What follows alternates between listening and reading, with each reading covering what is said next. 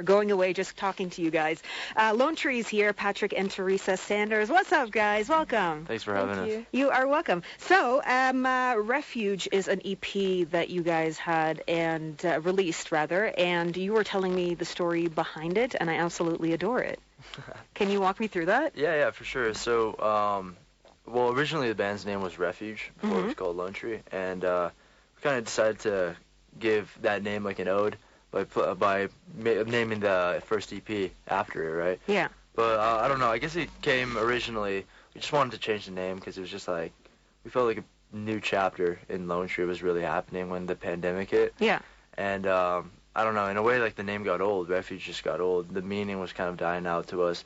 So we kind of dedicated the name Lone Tree to our road, which just there's so many great memories there, and just as kids growing up there, it's just been really special to us. But yeah, I guess we took back the name Refuge and put it as a EP. And I love that. And what's the song about?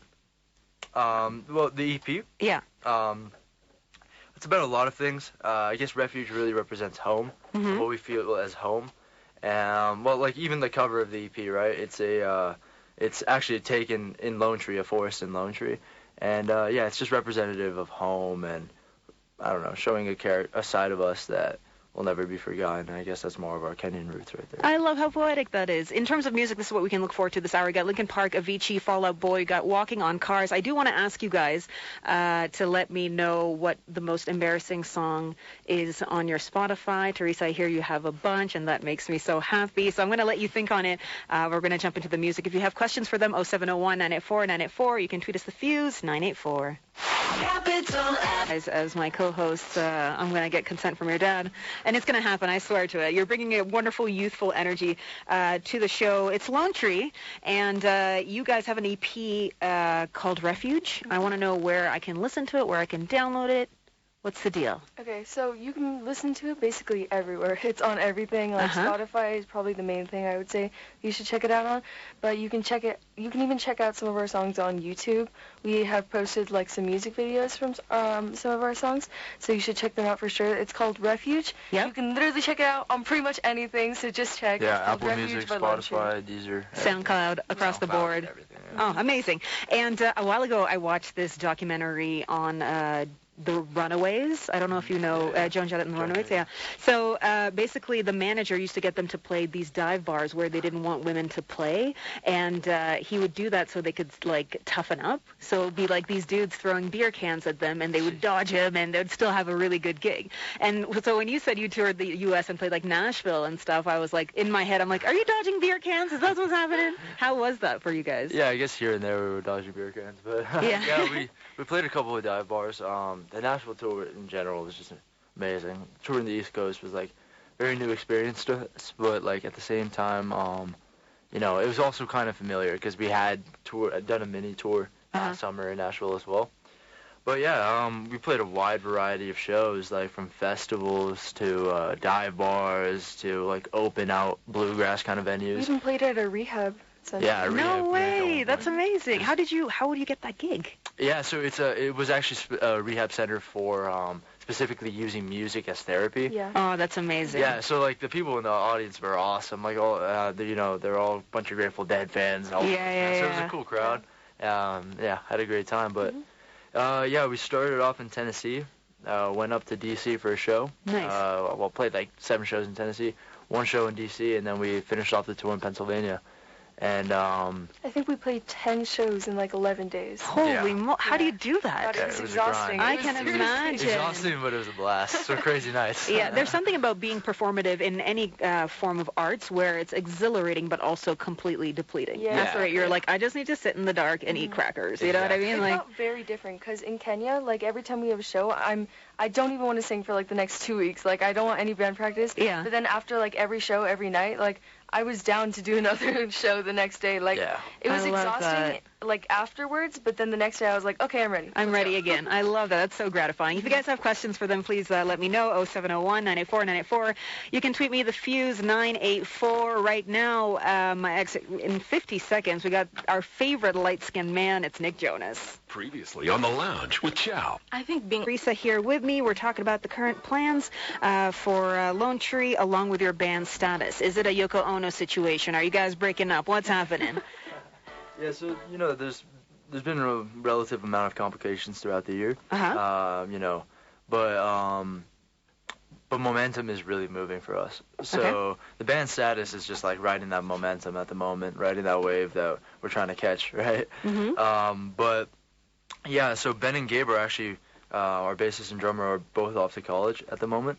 But Gabe's at Berklee College of Music, so that's going to be a really great opportunity. Hey, that's amazing. Yeah, it's amazing for him, and it's super proud of him. But yeah, it's going to be a great opportunity not only for him, but also for the band. Just kind of contributing, spreading out the message of the band, getting contacts out there, improving his production. Maybe Gabe can start producing our own albums and stuff like that. Yeah. So, and then Ben, he's a genius in physics and he's a genius in mathematics, so he's pursuing that actually right now in Manchester. Yeah. So I love to see the diversity. Yeah. That's so random.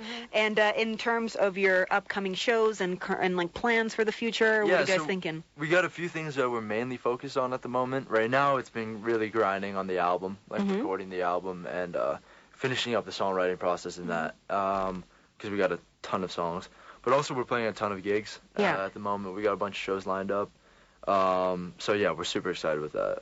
Amazing. And, yeah, it's going to be great. I was thinking about this earlier. We were talking about guitar solo fails and Lil Wayne, and he had that rock album that was super random. Yeah. And I'm going to put you on the spot here and say, if you have to pick a genre that's completely different to yours, where if you put out an album, everyone was like, are they okay? What's going on here?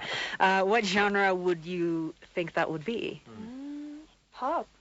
No? Well, that would be the most thing, probably completely different to us, but... Pop. Yeah. Any kind of like a synth pop album or like disco pop? Or maybe like... I don't know. Like, yeah, disco would be pretty crazy. Yeah, disco would be like sparkly leotards, a lot of glitter. I think I would kill that concept. Yeah, me too. I would just be like the best. I would just be shining on I'm really here for it. I'm going to start a petition. We're going to make it happen. If you got questions, please let us know. You know how it goes. 0701-984-984. Tweet us the Fuse 984. In exactly a minute and 40 seconds, we got some Weezer. Life is full of surprises, like Fareed suddenly transforming into Herbert from Family Guy. Drives me crazy. Next shows, and then hold your breath because embarrassing songs are coming up as well. Yeah, so we got a couple shows lined up right now here in Nairobi. So we got a concert that Fave is headlining. Yeah. In Karen. It's on September 24th. It's going to be really exciting. Nice. Then we also got a show at Gecko Cafe on October 8th. Okay. And maybe even one before that, we don't know yet. But it's possible 2 shows at Gecko. Then we also got, actually, you fans, you got to help us out with this one. But we're trying to play at Tukutane. Okay. And it's seeming possible that we're going to be able to play that. But yeah, it'd be a dream if you guys could help us out. Maybe bring up the name, see if we. They can tweet them or something. Tweet it. Yeah. Tweet it to Tukutane and. Yeah, we just really want to play with Thames. So and if you want any more details about the gigs, then you can check out our Instagram because we will have like all the details about the shows if you want to go, like the timing, whatever is required. So, what's your handle? So at Lone Tree Band. Yeah. Okay, nice. On that, you guys might be a little bit young for this, so I'm going to be an old lady and walk you through it. There was a show called Roswell. It's really not that old, but like it was like the mid 90s, let's say late 90s, and it was about these aliens that land on Earth and they go to a regular high school, and it's full of romance and drama, and it's so unnecessary, super tacky, but it got canceled. And then the fans, these aliens for some reason would eat Tabasco with all their meals. So when the show got canceled, people would go outside the network with Tabasco and scream things. And this is what your fans need to do to get you into that concert. Exactly. Just take the Tabasco and head on out there. That's how you're going to get it. Before you guys head out, I want to know your embarrassing songs just so we could add it in the next hour and I could jam to it. Okay, this one isn't that embarrassing generally, but the lyrics are ridiculous. So it's a K-pop song by the group TXT. I think Tomorrow by Together. Okay. And the song is called Cat and Dog. It's the English version of the song. And the first few lines are like, feel like I'm your cat, I'm your dog, now I want you to take me on a walk. And then the last few lines are like, let's play forever, I just want to be your dog. And then when they sing the song live, all of the audience goes, woof, woof, woof, no, woof, and stop starts barking.